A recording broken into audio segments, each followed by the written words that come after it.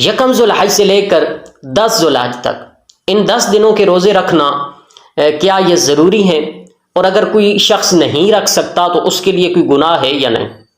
دیکھیں، یکم ذوالحج سے لے کر 9 ذوالحج تک، چونکہ 10واں دن 10 ذوالحج عید کا دن ہے تو عید کے دن روزہ رکھنا جائز نہیں، تو یکم ذوالحج سے لے کر 9 ذوالحج تک یہ روزے رکھنا بڑی فضیلت ہے شریعت میں، اور مفسرین نے آیت کریمہ سورۃ الفجر کی ولیال عشر، اس کو جو اللہ رب العزت نے قسم اٹھائی ہے وہ ان 10 راتوں کی قسم ہے، ولیال عشر۔ اللہ فرماتا ہے مجھے ان 10 راتوں کی قسم، یعنی کہ ذوالحج کی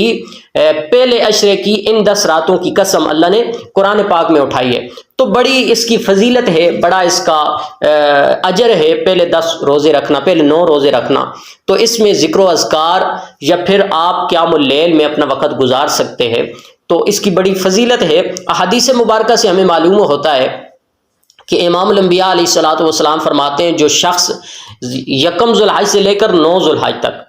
ایک روزہ رکھتا ہے تو اللہ رب العزت اسے 1 سال کے روزوں کا ثواب عطا، سبحان اللہ، اور اس کے جو گزشتہ گناہ ہیں وہ 1 سال کے گناہ بھی اللہ رب العزت معاف فرما دیتا ہے، تو اتنی بڑی اس کی فضیلت ہے۔ تو یہ لازم نہیں کہ آپ یکم ذوالحج سے لے کر 9 ذوالحج تک مسلسل کے ساتھ روزے رکھیں گے، اگر آپ ناغہ کرنا چاہتے ہیں یا 1 یا 2 روزے رکھنا چاہتے ہیں تو وہ بھی آپ رکھ سکتے ہیں۔ جو 9 ذوالحج کا دن ہے وہ بڑی فضیلت کے عامل ہے، تو اس کے بارے میں اللہ رب العزت کے پیارے محبوب امام الانبیاء علیہ الصلوۃ والسلام نے جو احادیث مبارکہ بیان فرمائی ہیں وہ کچھ حدیث مبارکہ میں آپ کے سامنے پیش کر دیتا ہوں۔ پہلی حدیث مبارکہ ترمذی شریف میں ہے،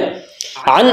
ابن عباس رضی اللہ تعالی عنہ قال قال رسول اللہ صلی اللہ علیہ وسلم ما من ایام العمل الصالح فیہن احب الی اللہ من هذه الايام العشر فقالوا یا رسول اللہ ولا الجہاد فی سبیل اللہ فقال رسول اللہ صلی اللہ علیہ وسلم ولا الجہاد فی سبیل اللہ۔ تو یہ طویل حدیث ہے، اس کا ترجمہ ہے حضرت ابن عباس رضی اللہ تعالی عنہما، آپ سے روایت ہے کہ رسول اللہ علیہ الصلوۃ والسلام نے فرمایا ذوالحج کے پہلے 10 دنوں میں کیے گئے اعمال صالحہ یعنی کہ نیک اعمال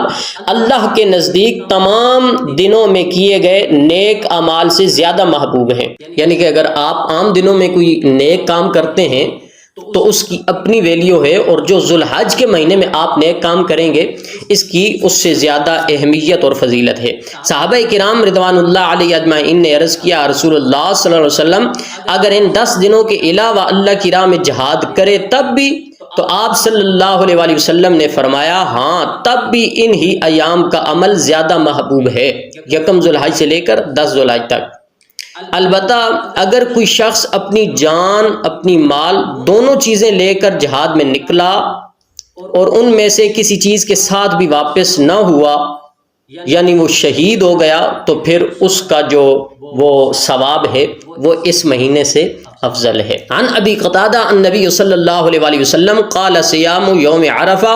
انی احتسب علی اللہ ان یکفر السنہ التي قبلہ والسنۃ التي بعدہ۔ حضرت ابو قتادہ رضی اللہ تعالی عنہ آپ سے روایت ہے کہ نبی کریم صلی اللہ علیہ وسلم نے فرمایا مجھے اللہ سے امید ہے کہ عرفہ کے دن کا روزہ رکھنے سے 1 سال پہلے اور 1 سال کے بعد کے گناہ معاف ہو جاتے ہیں، سبحان اللہ۔ حضرت ابو قتادہ رضی اللہ تعالی عنہ فرماتے ہیں جو شخص 9 ذوالحج عرفہ کے دن کا روزہ رکھے گا